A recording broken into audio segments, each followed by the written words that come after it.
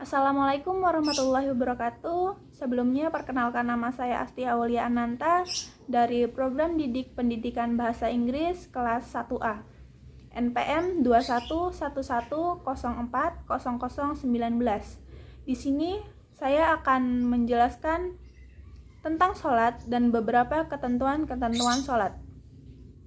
Bagi umat muslim, sholat merupakan suatu keutamaan. Sholat merupakan tiang agama yang sudah jelas tertulis dalam 5 rukun Islam, yaitu rukun Islam yang kedua setelah syahadat.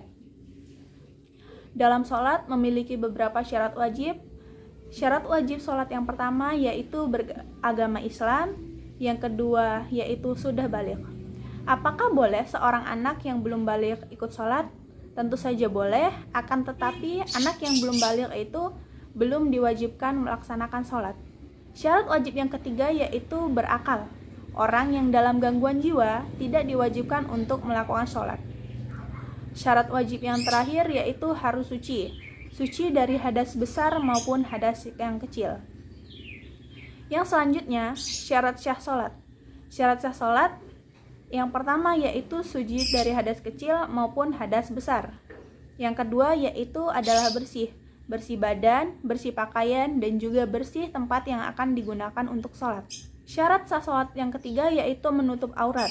Menutup aurat diwajibkan bagi seluruh umat Islam baik saat sholat maupun saat tidak sholat. Syarat yang keempat yaitu harus masuk waktu sholat.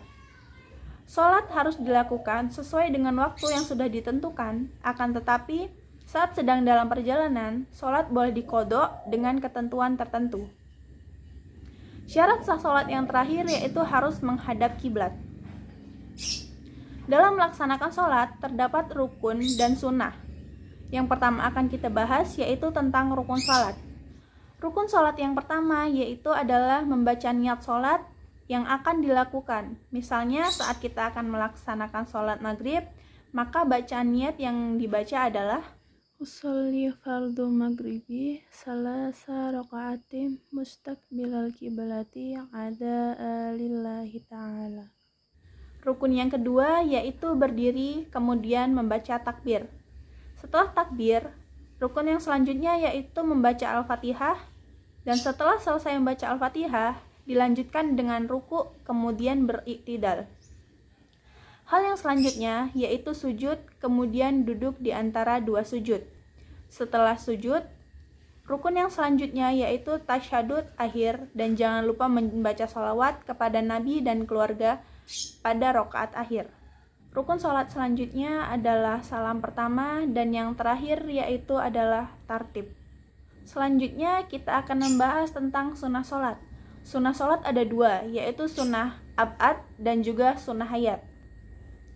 Sunnah ab'ad adalah sunnah yang jika tidak dikerjakan atau sengaja meninggalkan harus menggantinya dengan sujud sahwi. Contoh dari sunnah ab'ad adalah tahiyat awal dan juga membaca sholawat. Dan ketika sholat subuh, kunut adalah termasuk ke dalam sunnah ab'ad. Yang kedua yaitu sunnah hayat. Sunnah hayat adalah sunnah dalam sholat fardu yang jika tertinggal karena lupa atau sengaja ditinggalkan, maka sholatnya tetap sah dan tidak perlu sujud sahwi.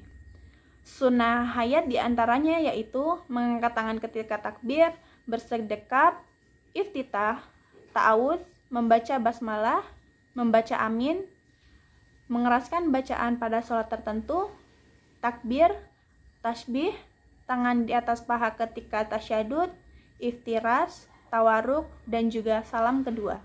Dalam melaksanakan sholat, dapat batal apabila melakukan beberapa hal ini. Hal yang pertama yaitu berhadas. Hadas kecil maupun hadas besar dapat membatalkan sholat. Hal yang dapat membatalkan sholat selanjutnya adalah terkena najis yang tidak dapat dimakfu. Berkata-kata saat sholat juga dapat membatalkan sholat. Hal yang keempat yang dapat membatalkan sholat yaitu sengaja meninggalkan rukun sholat. Yang kemudian adalah bergerak secara 3 kali berturut-turut juga dapat membatalkan sholat. Hal yang selanjutnya dapat membatalkan sholat yaitu mendahului imam dalam 2 rukun sholat. Hal yang terakhir yang dapat membatalkan sholat yaitu murtad. Baiklah, sekian pembahasan yang bisa saya bahas tentang sholat dan beberapa ketentuannya. Jika ada salah kata ataupun salah dalam saya membahas, saya mohon maaf yang sebesar-besarnya. Akhir kata, wabillahi taufik wal hidayah. Assalamualaikum warahmatullahi wabarakatuh.